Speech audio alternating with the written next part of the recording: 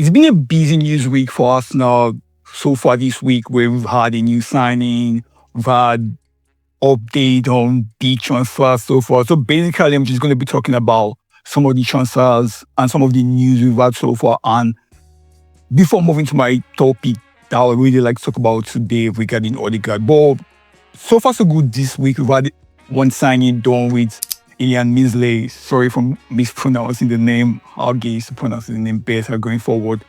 But this is a player that, given the noise around his signing, a lot of Arsenal fans aren't necessarily like. It's just one of these transfers that comes and we don't really know how to react to the transfer because it's not someone we're really expecting to come in next season and do a lot. At the moment, it's going to be our third choice keeper with the hope of taking over keeper when he moves. And for a lot of Arsenal fans, we are only going to remember him for what he's done over the past 2-3 years. I guess that's why most fans have been kind of underwhelmed with his signings. We've not really spoken a lot about the signings so far. But this is a keeper who, at one point in time, was being seen as the next big things with keepers. Back in 2021 season, as a 21-year-old keeper, he had one of the best performances playing for Leeds United, who had just come from the Championship, the Premier League. I think he had about 11 clean sheets. That was about the fourth most in that particular season. And everybody was like excited about where his career was going to be going. At one point in time, people were saying, oh, if he continues at the rate at which he performed in that one season, he could go on to become France number one. But that never really happened because past that season, he hasn't really been great. The next season, 2022, 2023 season, even 2023 to 2024 season, he conceded the most goals in the league. And there's been a lot of talk regarding what might have contributed to that performance because he was a 21-year-old young goalkeeper who came into the league and did so well. And as soon as things started to get a bit difficult for him, his performance started to drop. First of all, Bielsa left Leeds United, I think, at the end of 2021 season. At the end of his best season, they got a new coach, they got new players, and the argument then was maybe the defense wasn't as strong or the team as a whole wasn't defensively solid to provide the keeper with a lot of protection most goalkeepers need these days. But the argument doesn't really hold weight so much because after the 2023 season, Leeds were relegated back to the Championship.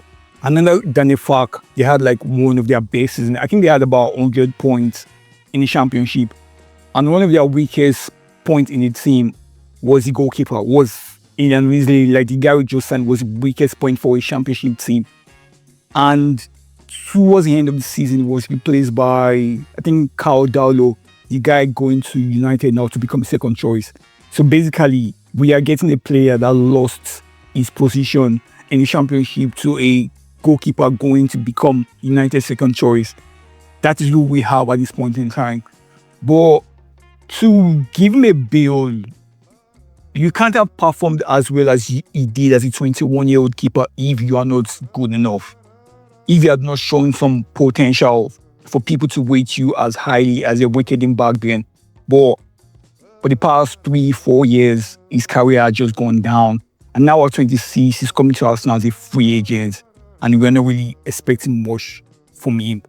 Obviously, we expect him to play in the cup games like Kepa did. And similarly to Kepa too, because if you remember, Kepa was highly rated back then, which resulted in Chelsea paying whatever they paid. I think about 70 million. I don't know if it's pounds or in euros, but they paid a lot to get Kepa in, and his career never really got to the heights people thought he was going to get to. And this is where he is now. We're expecting him to move because he has shown to be, at the very least, a keeper good enough to start for Premier League teams, maybe at the bottom half of the Premier League. And he didn't really do so well last season. But I think a lot of us also blame him, particularly for the Carabao Cup final, where he kind of made a mistake that led to City first goal. But we also do this thing where we try to blame him for the entire performance, ignoring the fact that in that game, we're not necessarily good enough.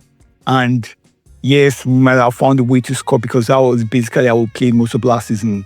We didn't need to be very good. But when we get the opportunities, maybe from the set piece or something, we could score and then rely on our defense to do their job.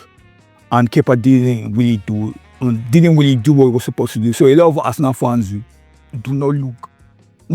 lot of Arsenal fans will look back to Kepa and not really. And just remember that particular game. That is how we're going to remember Kepa, regardless of how the season went. And the bar is very low for. I really cannot pronounce his name. For this new keeper to come in and just really try to be better than Kepa. That is all we can ask for him. So I'm not the most excited about it. But then again, as a second choice keeper, he's not really going to play much. He's not really going to bench the best keeper, arguably, in the Premier League at the point in time. So that is all I have to say about him. He signed for us. We're going to welcome him to the team and wish him the best as he goes.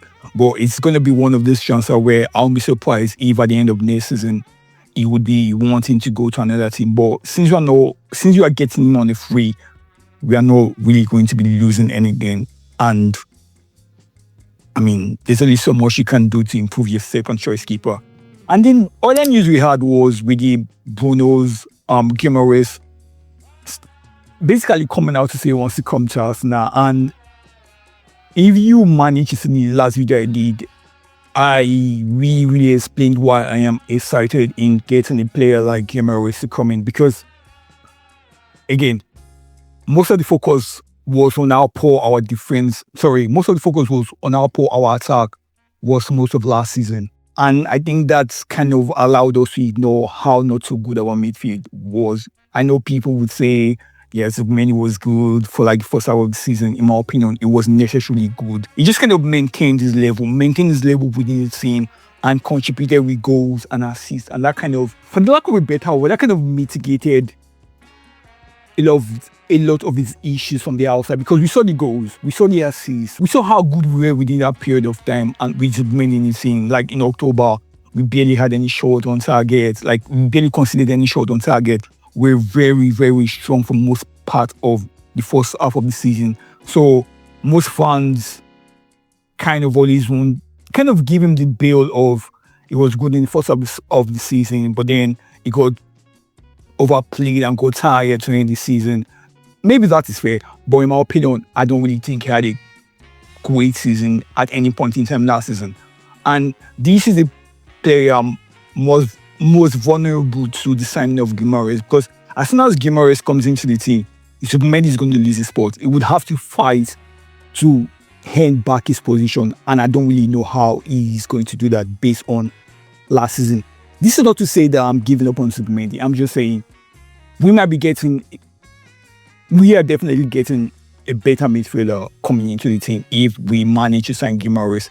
Regardless, I still feel the price is fair. Do we pay 70? Do we pay £75? Do we maybe get to £80 just to get the deal done? Because we need a central midfielder. At one point in time, I wanted Boadi, but I also know that Boadi is a very young player that would need time to grow into the team. But Guimaraes is one of the best midfielder in the season. I won't be surprised if we sign him and maybe in December we'll be having the argument as to who is the best midfielder in the Arsenal team. And I know I'm going to get a lot of flack for this, but this is how much I rate Guimaraes, and this is also how much I don't really rate our midfield as a whole. I know we have Declan Rice, who is arguably the best midfielder, or maybe the second best midfielder in the league, if everyone is fit. But Guimaraes is not so far off, and in a better team with better structure, I think he's going to come in and do a lot of jobs. So I'm really excited with the signing. If we get to fully get him into the team, he would really improve our level as a whole. Yes, we have the issues with his behavior and stuff, and a lot of the things he got away with at Newcastle, he wouldn't necessarily get away with Arsenal. But that player is a good player. He's a very, very complete player. He's one that can play in whatever system we decide to play in midfield. He could play as an 8, he could play as a 6. So I'm very excited about that signing. Like, that's been the one signing that I've been most excited in seeing us do. It's either him or Havertz.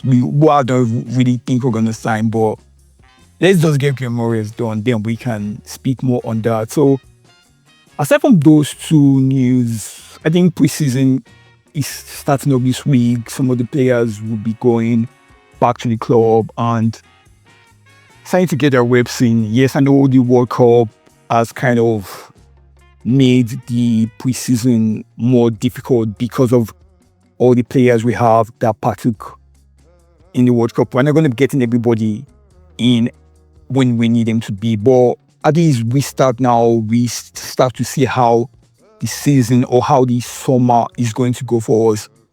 I just hope we get the best preparation. I hope injury doesn't become a thing, and basically I just wish everything goes smoothly and we get the signings we want in as soon as possible. Which brings me to the topic I would like to speak on today, and this is regarding Martin Odegaard. I'm just going to put out the disclaimer to start with. Martin Odegaard is my favorite Arsenal player. I think between him and Gabi, I kind of go back and forth as who I like the most in the squad. So that is my bias out there for you, for everyone to see.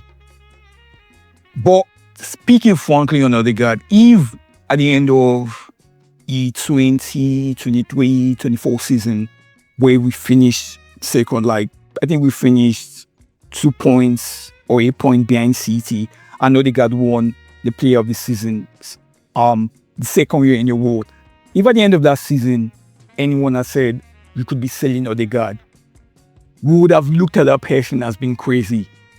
But a lot of things have happened within the last 2 seasons, and most of it has had to be with the injuries that Odegaard has faced. His performances has kind of dipped a lot. It's become obvious to the point that for most of last season, with how much he was missing the games, we started to hear things like, maybe we've overgrown Odegaard. Maybe we need to change the system, change the structure in the midfield. Maybe we don't need Odegaard as much as we used to. And I think a lot of that has been unfair to Odegaard. It's just nowadays, what have you done for me lately? That is how we tend to rate a lot of these players, even as poor as Odegaard has been, because we need to put into consideration that a lot of his poor performances has been because of his injuries. Between when we signed him till the end of the 23-24 season, Odegaard had missed only 6 games. And as soon as the injuries started piling up between the 24-25 season, the number of games he has missed has gone up to about 45. So we've barely seen him. He's barely had any dissension of games because of his injury, and his form has really, really dropped. I think in the last 2 seasons, he scored just 6 non-penalty goals, and he only had 1 last season. I can admit to the fact that his performances have dropped as much as I like him. But even then, as Odegaard is as we currently see Odegaard now, based on his performances in the last 2 seasons, he's still our most creative player. He's still, in my opinion, our second best midfielder as at now, with how poor he has been. That kind of says a lot about Odegaard, because if you look at his stats just based on last season, he clears everybody regarding how much he contributes creatively. I'm just going to run you through some numbers so you could see what I'm basically saying. If you look at the graph of Odegaard performance just based on last season, you could still see that he is the same in open play, expected assists. Basically equates the most assists from open play, since he doesn't really take set pieces like Rice and Saka does. Most of his creation comes from open play. You can still see that he's still one of the best players in the league, and even in the world, in finding those passes in those dangerous attacking areas, like in the box, because of how well he is in those tight spaces and how good of a passer he is. He's still at the 99th percentile, basically one of the best players in finding those passes, those skill passes, in terms of progressive passes, progressive carries, and generally dribbles as a whole. He's one of the best players in the world at doing that. Obviously, he doesn't do that as much as we would like him to do. But when he has a run of games, his impact is very, very, you can't deny his impact. Obviously, all of these are not glowing numbers because as much as we say he's one of the best passers in the game, how many of those passes does he really get to make? As much as we say he's one of the creative players in our team, how much of those chances, in terms of volume, does he create? Yes, the number shows that he's the best at doing this, but he doesn't really do them as much, which is a lot of the issues people tend to have with him. And if you look at things that are very important to us, like our prayers, our defensive attributes, you will start to see that his numbers has really, really dropped in those regards too. As much as his goals and assists has dropped, his defensive number has also dropped. Again, it kind of makes sense. He's been injured. But the most important things you would expect from a creative midfielder in terms of chance creation, progressive carries, in terms of dribbling, in terms of non-penalty expected goals, in terms of open play chances, Odegaard is still one of the best players. He's still one of the best players at doing that in the whole world, not just in the team. Again, I'm not making an argument, or I'm not trying to say that Odegaard is one of the best midfielders in the world given his performances the last 2 seasons. I'm just saying, as poor as he is, there's certain skill set he has that would put him as one of the best if we're just looking at this particular skill set. And those skill sets are very important to our play because over the past few seasons, our biggest issues has been creating chances from open play. We've struggled. Hence why we rely a lot on set pieces. Hence why we rely a lot on the defense to carry us through the season for the most part. That is a lot of impact that this one player that people kind of underweight at the moment brings to the team. Again, this is just me as an Arsenal fan just speaking. Again, I know I'm in the minority. A lot of Arsenal fans have kind of gotten tired of Odegaard, the injury, the lack of impact in big games, and a lot of other things. But Odegaard to me is a very, very, very key player. But we also need to take into consideration the fact that he only has 2 years left on his contract. What do we do with this? This is the point where we decide, or this is the point where we start to think of, do we offer him a contract or do we sell him? And if this was any other player, I would be more open to us making a decision now. I'm not really gotten there with Odegaard because there's a world where we go into next season and Odegaard find his performance, improves his form. Maybe his form in the World Cup, or how well he's been playing, or how generally fit he has been can carry into next season, and we can start to see shade of the 2022, 2021 Odegaard. We can start to see that player. I'm still holding to that hope that we keep him for another year. We see what he could do, and I'm really hoping that maybe he could pick his form. But I would also need to admit to the fact that there's also another world where he picks up an injury again next season and doesn't really play well, and we have just 1 year left on his contract. We might not necessarily be able to get the money he would be getting now if we wait for another year and Odegaard doesn't really perform. So I get the sentiment of people wanting us to make a decision right now rather than giving him another time. But I'm also saying this is a player that we've seen that at his best, he's one of the best midfielders in the league. At his current form, he's still one of our best midfielders. How much do we really think we can sell him? And how do we replace Odegaard? But if we're just talking basically as to how much we think we can sell him, on the transfer market, I think he's worth about 65 million. Most fans will settle for us getting even just 60 million of Odegaard. A lot of fans will take that and want to go with it. But if you look at the prices at which a lot of players has been going for, particularly in the midfield, you would know that 60 million this season isn't necessarily what 60 million was last season. We got Eze for about 60 million. And if we're signing Eze this year, we would probably have been hard to pay close to 80 million or something. So basically, my point is, even if we sell Odegaard for 6 million, which is going to be a fair value for a player that has not really been good for 2 seasons, how much is that 6 million worth to us as a team? Like, just pardon my explanation, because, like I said, I have a little bias to this. And the question is, where do we even get this money from? Because I don't want us to sell him to Premier League teams. And if you look at teams outside of the Premier League, look at teams around Europe, you would see that they don't really sign players at the price at which we do.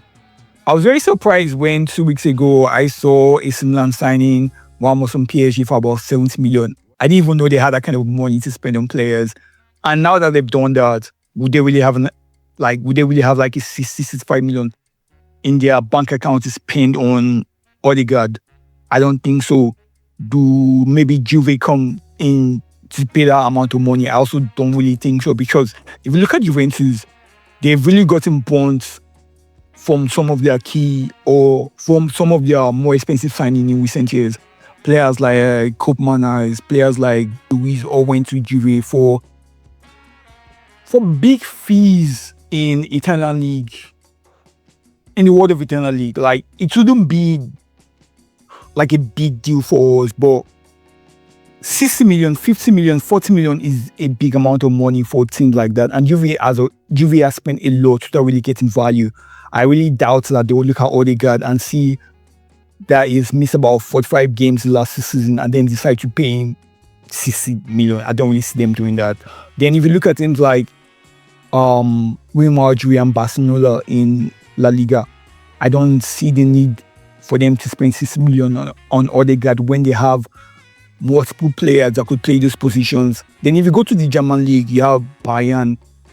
Would Bayern really want to spend 60 million on Odegaard when they already have a Musiala, who also needs game time to find form? Because, like Odegaard, injury has also impacted his career recently. His form recently has been poor because of injuries. So I don't see them spending another money on a player that his track record over the last 3 years has been poor, injury-wise and form-wise. So even as much as I think that Odegaard should go for about 80 million, 70 million, or even 60 million, I don't really see teams paying that amount of money for him. So what do we set it for? Because 2 weeks ago, or last week, we saw the news that Galatasaray or Besiktas had offered about 40 million for Odegaard. Like, 40 million for Odegaard is a small amount of money. It's not really going to do us any favor. So why do we want to sell Odegaard at this point in time? Which brings me to the other question of what do we do with Odegaard? Again, like I said, he's 27 years old. He has 2 years left on his contract. What do we do with him? Do we give him 1 year to find his form, or do we give him a new contract that will be dependent on how much he's available to play? Maybe we tie a lot of these wages to how well he plays, the amount of games he gets to play, and things like that. But then again, is how much are we willing, or how much are we comfortable to pay Odegaard at this point in time? Because if Saka is on 300k, Odegaard should be out. I don't even know how much he is, maybe 230, 250. He would want some form of upgrade on that wage, which I can't even defend because he hasn't even played to his current wages in the last 2 years. So there's a lot of issues to go through when we talk about what it is that we want to do with Odegaard. But if I'm to give my genuine opinion, I would say we keep him. But say we sell him, who then comes in to replace him? Because a lot of people will be quick to say, oh, we already have Eze, or we could get Rodgers. And I'm just going to tell you this. In my opinion, Odegaard currently is a better player than AZ and arguably a better player than Rodgers. Ignore the goals, ignore the assists that you would most likely get with that you'd most ignore the goals, ignore the assists that you most likely get from AZ and Rodgers. When they are not giving you those goals, how much are they impacting the game? This is where I think Odegaard has a better argument, because even when he's not giving us those goals, he's making the players around him play so much better. He's doing a lot more in the surrounding that would not necessarily get captured by the goals and assist stats. And that has always been my argument for players like Odegaard. I do not like moment players, and we already have a moment player in AZ. So I don't necessarily see why we need another moment player in the Rodgers. And when I talk about moment players, I'm not trying to limit how good these players are. I'm just saying their biggest skill sets are what they can do in moments when they get those chances, how they can create something out of nothing. Those are not what Odegaard does, because, quite frankly, even at his best, we would all make the argument that Odegaard could have been contributing more goals and more assists. But that's not the kind of player he is. Hence why I feel like we are not necessarily going to be able to adequately replace him. And if the argument is that maybe we find a different way to play, because most people can easily point to last season where Odegaard barely played and we won the league, and easily say, even when we didn't have him, we found a way to win the league. If we managed to spend more money on players like Rodgers, we would still be in a better position to win the league than keeping a player that might not play as much, if that makes any sense to you. Anyways, I've just been thinking about it, and like I said, my bias is towards keeping Odegaard. And regardless of what we end up doing with Odegaard, I feel like it's getting a bit disrespectful how we speak about a player as good as Odegaard. And I don't know why we can manage to rationalize how poor Saka has been in the last few years and point to the fact that he's been injured, or rationalize how much injury players like Kyle Havertz get. But when it comes to Odegaard, we are easily eager to get rid of him and ignore the fact that this is a player who came to us, who performed, who increased our level, who was one of the best players on the team, who won our best player 2 years in a row. But then injury started enjoying what he could do, and now we are talking about him based on what we see now and not his entire time with us. Regardless of whatever we do, this is still our captain. He's still one of the best players on the team. And there's a world when next season he managed to find his form and become one of the best midfielders in the league. We've seen him do this. So I guess I'm just holding on to this past errors and hoping that Odegaard can pick some form. And his performances in the World Cup has also given me some form of encouragement. This is not to say that he's been great in all of the games. He hasn't necessarily been as good as a lot of people have been trying to make it look like. He's been very good, but this is not still at the level that we know Odegaard can play in. But the fact that he's able to play games, the fact that he's able to play 90 minutes, the fact that he's able to contribute and just really seem, obviously, we know players like Haaland are doing more of the bottom, are carrying more of the burden. But Odegaard is right there, right behind Haaland as being one of the better players in Norway. He's been helping the team. So I'm really hoping that maybe these translate into next season and we can get a better Odegaard, and we will get to the point where we stop having this conversation as to whether we sell or keep Odegaard. Because I don't know, man. I've not gotten to the point yet where I want us to get rid of Odegaard.